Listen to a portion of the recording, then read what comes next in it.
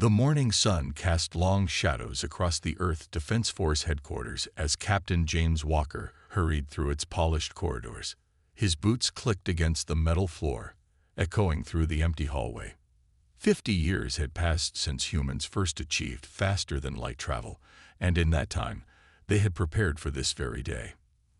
The emergency alert had pulled him from his breakfast. 2 eggs and toast that now lay abandoned in his quarters. As he entered the command center, the massive display screen showed what everyone had long expected. A fleet of alien ships had entered the solar system.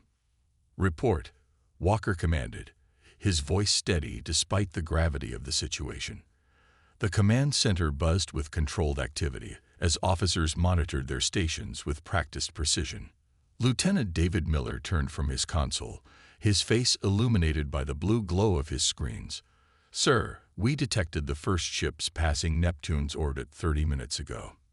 Their numbers," he paused, double-checking his readings, "are still increasing. Current count stands at over 3,000 vessels." Walker nodded, his expression revealing nothing of his thoughts. He had trained for this moment his entire career, as had everyone in this room. "Open a channel when they're in range," he ordered. They didn't have to wait long. Within hours, the alien fleet had moved closer to Earth, taking up positions that would have seemed threatening if the humans hadn't been so well prepared. The main screen flickered to life, revealing a tall, imposing figure with features that seemed almost sculpted from marble. "People of Earth," the alien spoke in perfect English, their translation systems obviously advanced. "I am High Commander Rillis of the Galactic Empire. We rule over 500 species across this galaxy, bringing order and prosperity to all. We have watched your development with great interest, and now the time has come for Earth to join our grand empire." Walker exchanged glances with Admiral Helen Stone, who had joined him in the command center. They both knew what came next. "You have 24 Earth hours to submit your formal surrender and begin the integration process," Rillis continued. "This is a generous offer. Resistance would be—" He paused for effect. "Unfortunate." Admiral Stone stepped forward. At 60 years old, she carried herself with the confidence of someone who held a winning hand in a high-stakes game.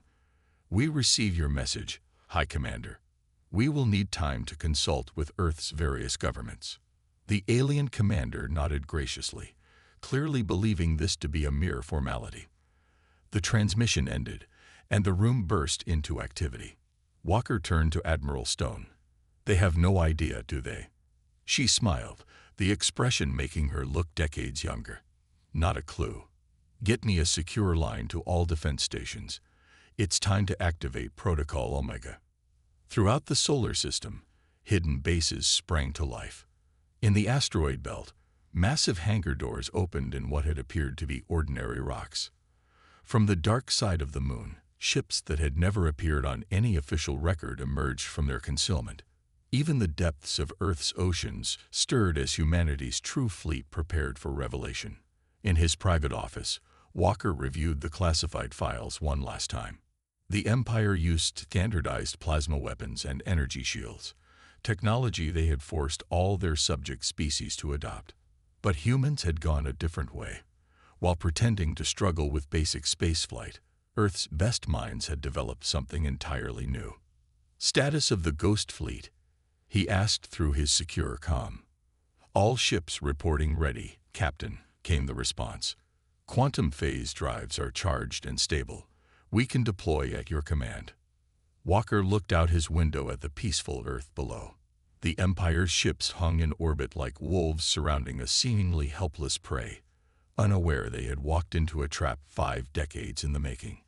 "Maintain current status," he ordered. "Let them think they have the upper hand for now. Soon enough, they'll learn that humanity doesn't bow to threats. We overcome them." As night fell over the command center, the Empire's fleet waited for a surrender that would never come. Tomorrow, they would learn why humans had gained a reputation for being the most adaptable and innovative species in their section of space. Tomorrow, The galaxy would change forever. Commander Anna Roberts stood in the massive underground hangar beneath the Pacific Ocean, staring at humanity's greatest achievement. The Ghost Fleet's flagship, Shadow of Earth, floated in its massive dock, its dark hull seeming to shift and blur even when standing still. Normal cameras couldn't even take proper pictures of these ships. They always came out fuzzy and distorted. Status report, she called out to her engineering team. The Empire's delegation was waiting in orbit, probably feeling very confident about their position. They had no idea what waited in facilities like this one, hidden all across Earth and throughout the solar system. Chief Engineer Mike Turner walked up to her, tablet in hand. All systems are green, Commander. The quantum phase drives are purring like kittens.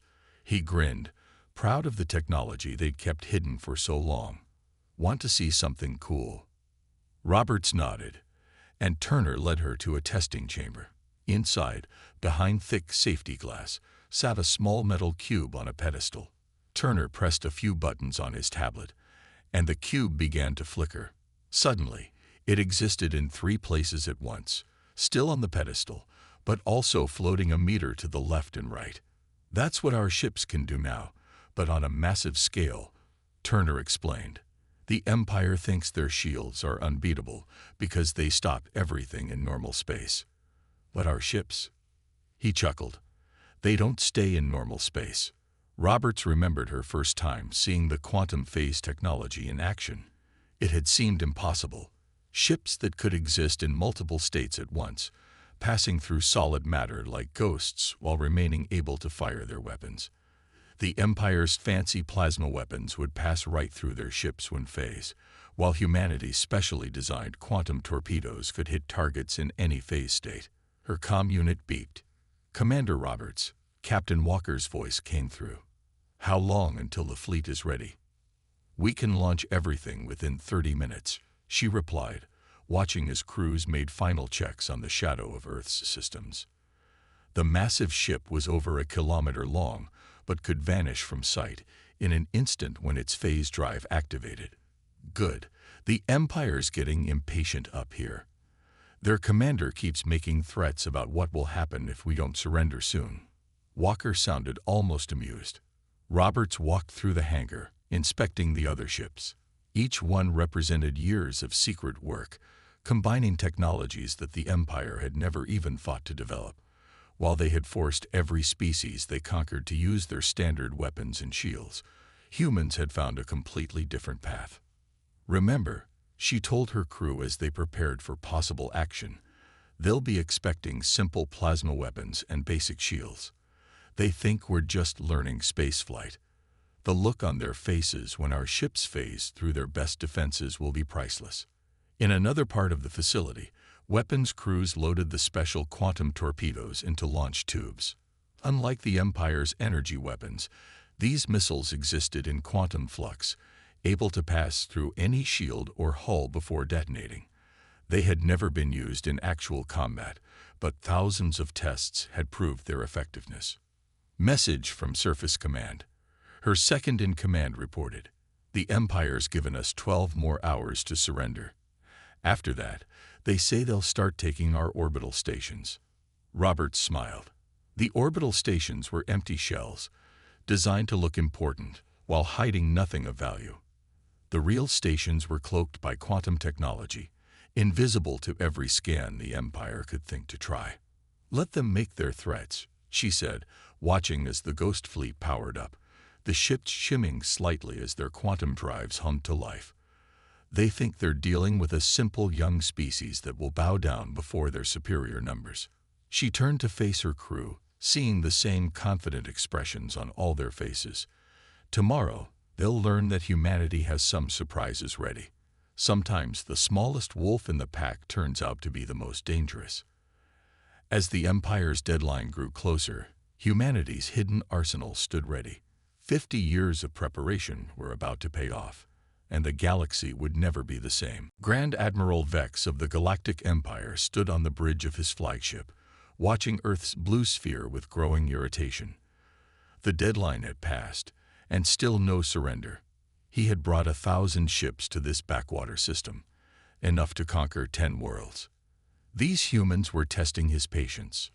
"My lord," his sensor officer called out, "we're detecting some movement from Earth. A small fleet is rising from their atmosphere." "Only 20 ships." The officer couldn't hide his amusement. "They appear to be coming to fight." Vex smiled coldly. "Let them come. Show them the price of defiance." He turned to his weapons officer.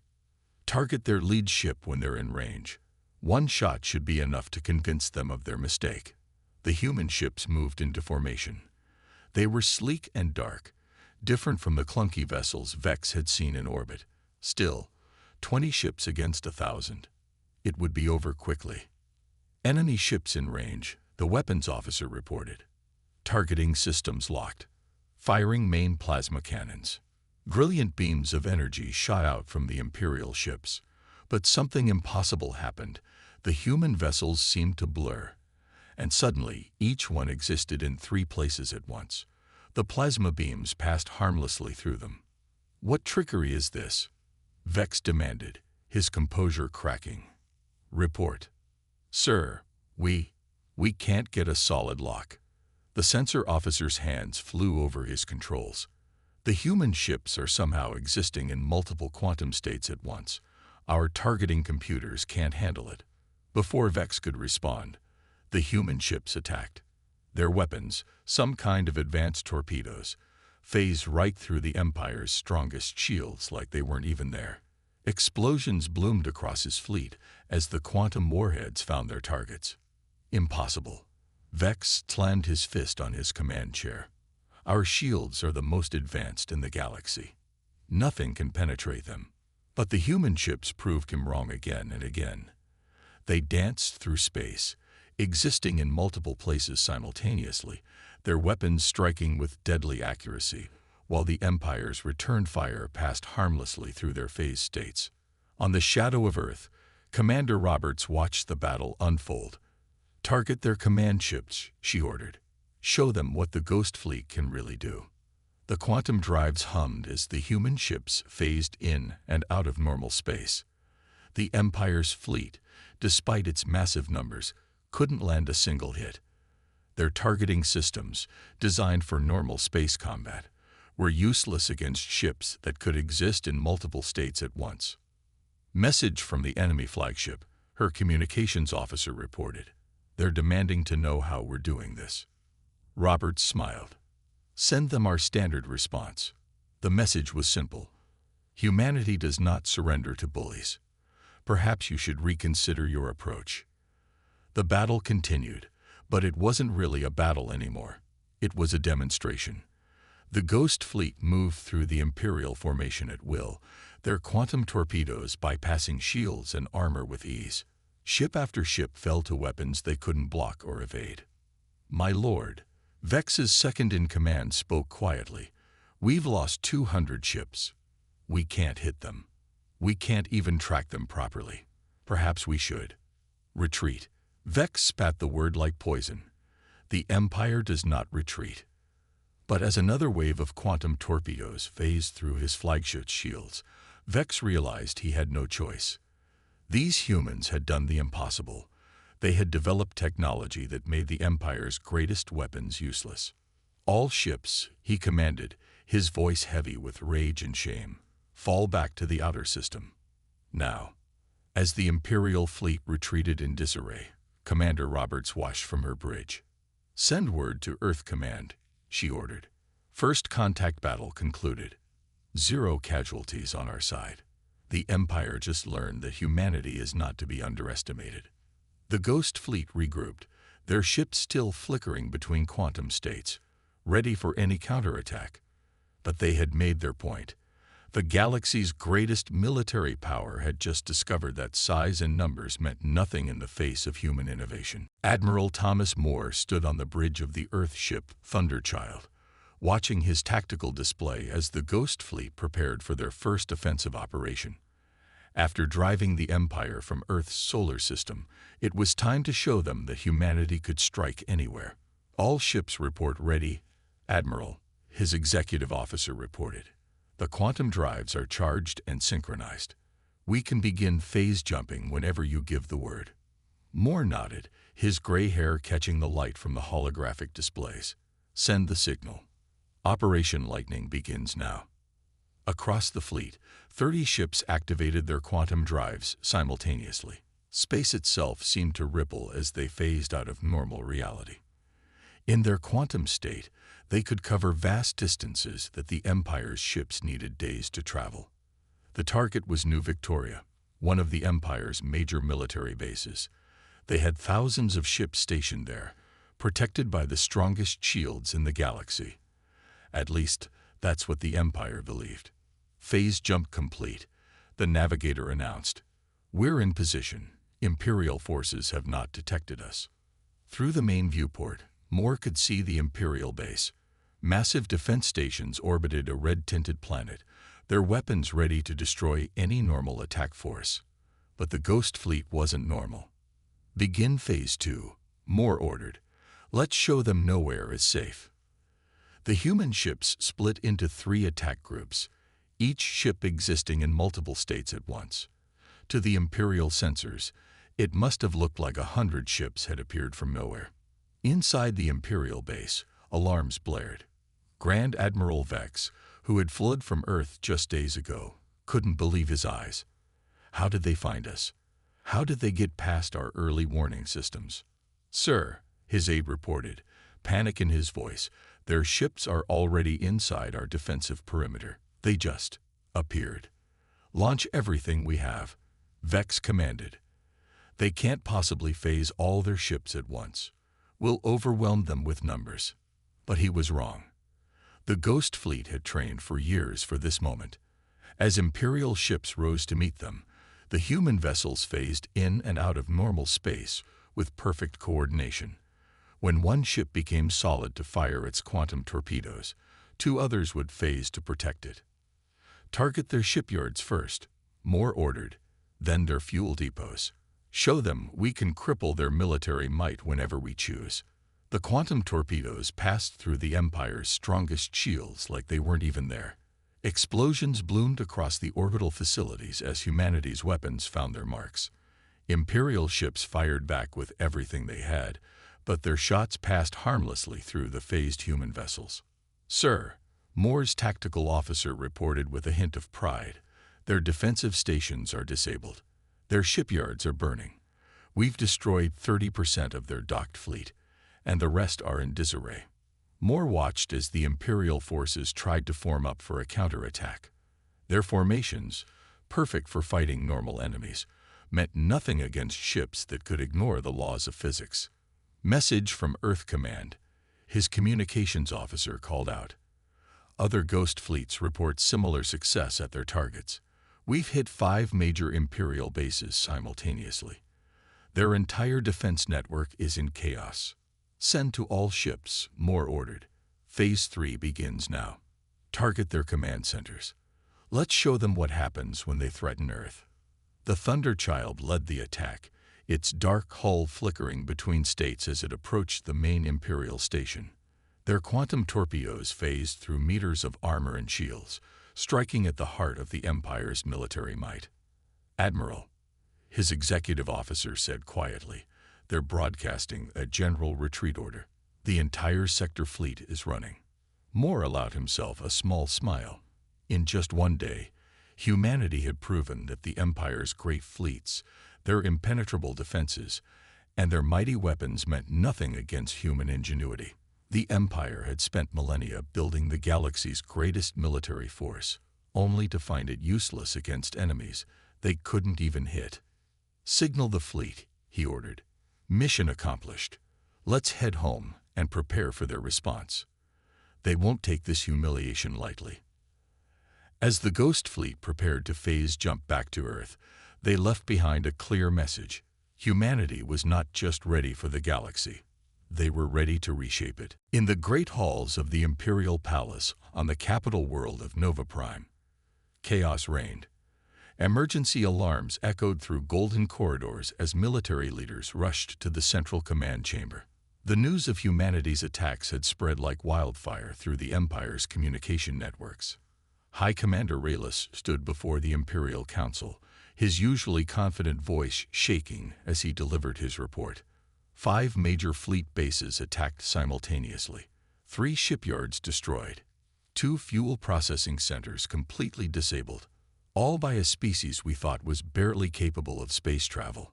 The council members whispered among themselves, fear evident in their voices. For 10,000 years, the Empire had ruled through military might. Now, in a single day, humans had shown that might meant nothing. "Show us the battle footage again," demanded Council Leader Marcus, his ancient face creased with worry. The holographic display activated, showing scenes from multiple battles. Imperial ships fired their weapons at human vessels, only for the shots to pass through empty space. The human ships seemed to flicker and multiply, existing in several places at once, their quantum torpedoes ignoring the Empire's strongest defenses. "Our scientists say it should be impossible," one of the military advisors explained. "These humans have developed technology that breaks the laws of physics as we understand them. Our weapons can't hit them. Our shields can't stop them. They can appear anywhere, attack anything, and vanish before we can respond." In another part of the palace, Grand Admiral Vex faced a military tribunal. His failure at Earth had led to this disaster. "You had 1,000 ships," one of the judges said. "How could you lose to 20 human vessels?" Vex's shoulders slumped. "Their ships, they don't fight like anything we've ever seen. They exist in multiple quantum states at once. Our targeting systems can't lock onto them. Our shields might as well be made of paper against their weapons." Reports kept flooding in from across the Empire. Human ships had been spotted near other major military installations. Panic spread through the fleet. Commanders requested emergency transfers away from possible target sites. No one wanted to face the Ghost Fleet. "We must find a way to fight them," Council Leader Marcus declared. "What about our new shield designs?" The chief scientist stepped forward, his hands trembling as he held his datapad. "Useless, my lord. The humans don't try to break through our shields. Their weapons simply ignore them completely. They exist in a quantum state our technology can't even detect, let alone stop." More alarms sounded. A junior officer burst into the chamber, his face pale. "My lords, 3 human ships just appeared in the Centauri sector. They destroyed our biggest munitions factory and disappeared before our response fleet could arrive." The council members looked at each other in growing fear. For millennia, they had forced other species to use standard Imperial technology. The same shields, the same weapons, the same drives. But humans had developed something completely different, something that made all that standardized technology obsolete. "Can we negotiate?" someone suggested. "Offer them a special status in the Empire." Council Leader Marcus laughed bitterly. "Negotiate? They've proved they can strike anywhere in our territory at will. Our fleets can't hurt them. Our defenses can't stop them. They don't need to negotiate. They hold all the power now." In the military command center, officers watched helplessly as reports of human sightings caused panic across the Empire. Ships refused to leave their docks, afraid of meeting the Ghost Fleet. Supply lines broke down as crews feared quantum torpedoes appearing out of nowhere. "The Empire has stood for 10,000 years," Council Leader Marcus said quietly. "And in one day, a species we thought primitive has brought us to our knees. Not through numbers, not through brute force, but through innovation we never thought possible." As night fell on Nova Prime, the Empire's leaders faced a terrifying new reality. Their mighty fleets, their invincible defenses, their superior technology, all meant nothing against humanity's quantum phase ships. For the first time in Imperial history, they faced an enemy they couldn't overwhelm with numbers or firepower. The galaxy's greatest power had learned a harsh lesson. Never underestimate human ingenuity. Captain Lisa Martinez stood on the bridge of the diplomatic vessel Olive Branch, watching as her ship approached the Imperial capital of Nova Prime. Unlike the military vessels of the Ghost Fleet, the Olive Branch was painted pure white. Still, it carried the same quantum phase technology that had shocked the Empire. Imperial Control is demanding we stop for inspection, her communications officer reported with a slight smile. Should we show them why that's not necessary? Martinez nodded. Activate quantum drive. Let's remind them of our capabilities. The olive branch shimmered and phased, passing straight through the Empire's defensive screen like it wasn't there. Dozens of Imperial warships watched helplessly as the human vessel ignored their most powerful barriers. They're broadcasting on all frequencies, the comm officer said. They're begging us not to attack the capital. Send our response, Martinez ordered. We come in peace, seeking dialogue, but we choose where and how we arrive. The olive branch reappeared in normal space directly above the Imperial Palace. Its white hull gleamed in the light of Nova Prime's twin suns, a stark contrast to the dark military vessels that had proved so devastating in battle. Inside the palace, Council Leader Marcus watched the human ships approach with a mix of fear and awe. They could have sent their ghost fleet, he said to his advisors. They could have destroyed this entire planet. Instead, they send one ship, painted white, asking to talk.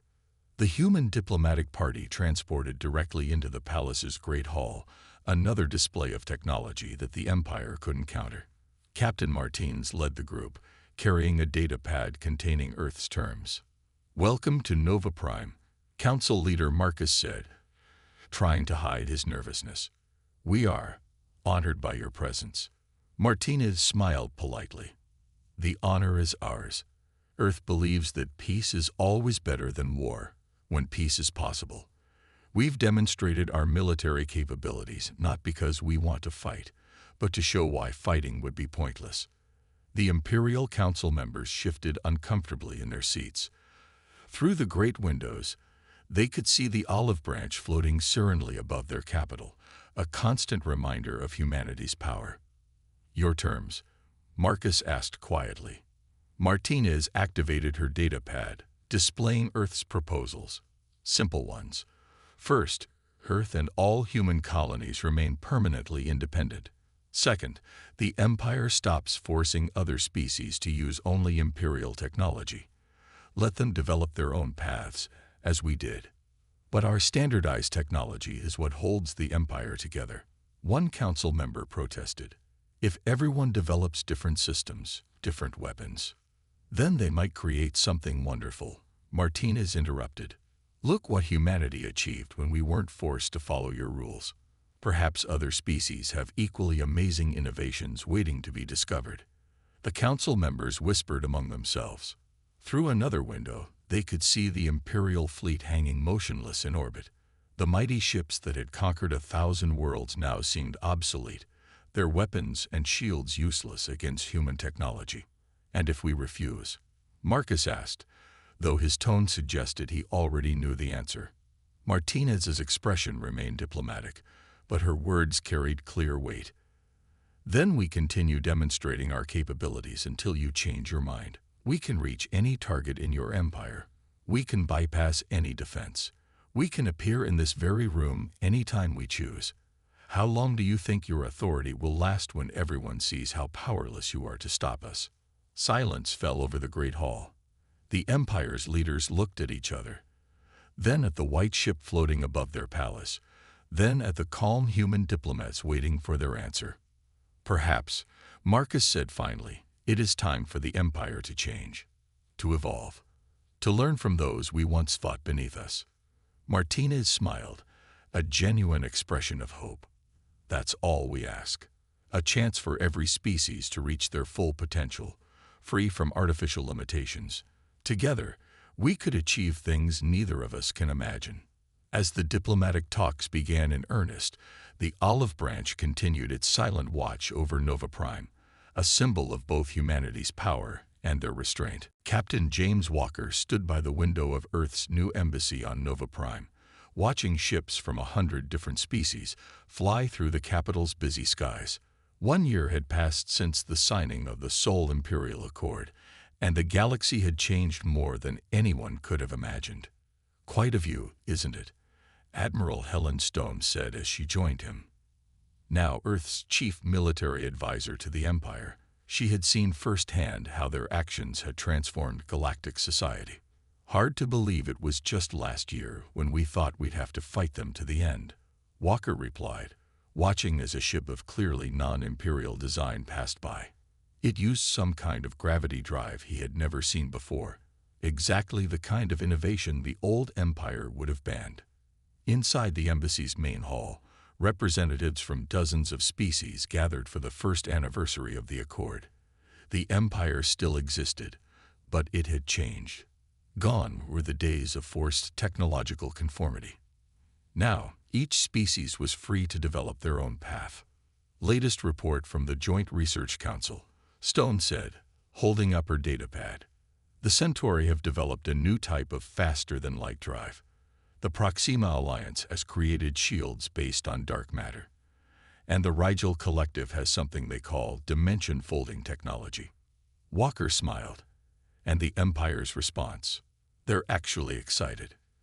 Turns out when you let people innovate freely, everyone benefits. Even Imperial scientists are studying quantum phase technology now. With our permission, of course. The party inside grew louder as more delegates arrived. Through the window, they could see the Ghost Fleet's flagship, Shadow of Earth, floating above the city, a permanent reminder of how this change had come about. But now it was seen less as a threat and more as a symbol of progress. Commander Roberts entered the hall, now wearing the uniform of the new Joint Defense Force. "You won't believe what the Arcturus engineers just showed me," she said, joining Walker and Stone. "They've found a way to combine their plasma technology with our quantum phase systems. The test results are incredible." "That's what happens when you stop forcing everyone to use the same tools," Stone replied. "Different perspectives lead to new solutions." A hush fell over the crowd as Council Leader Marcus arrived. The old Imperial leader had surprised everyone by embracing change once he saw its benefits. He walked directly to the Earth delegation. "Captain Walker," he said warmly, "I was just thinking about our first meeting, when we demanded Earth's surrender. How foolish we were, thinking our way was the only way." Walker nodded diplomatically. "Fear of change is natural. What matters is learning to overcome it." Indeed, Marcus gestured to the diverse crowd. "Look at us now. 100 species, each bringing their own unique ideas and technologies to the table. The Empire is stronger than ever, not through force, but through innovation and cooperation." The celebration continued into the evening. Walker watched as humans mingled with aliens of all kinds, sharing stories and ideas. The quantum phase technology that had seemed so threatening a year ago was now just one of many amazing innovations changing the galaxy. "Message from Earth Command," his aide reported quietly. "The first joint exploration fleet is ready to launch. Ships from 20 different species, each bringing their own special technologies. They're going to explore beyond the Empire's old borders." Walker smiled at the news. Humanity had not only changed the Empire, they had shown the galaxy a new way forward, not through conquest or conformity, but through diversity and innovation. As Nova Prime's twin suns set, casting golden light across the capital, Walker raised his glass in a quiet toast. They had come to this world ready for war, but had achieved something far greater, a future where every species could reach for the stars in their own unique way. The galaxy had learned that humanity's greatest weapon wasn't their quantum phase technology or their ghost fleet. It was their ability to imagine a better way forward, and their courage to make that vision real.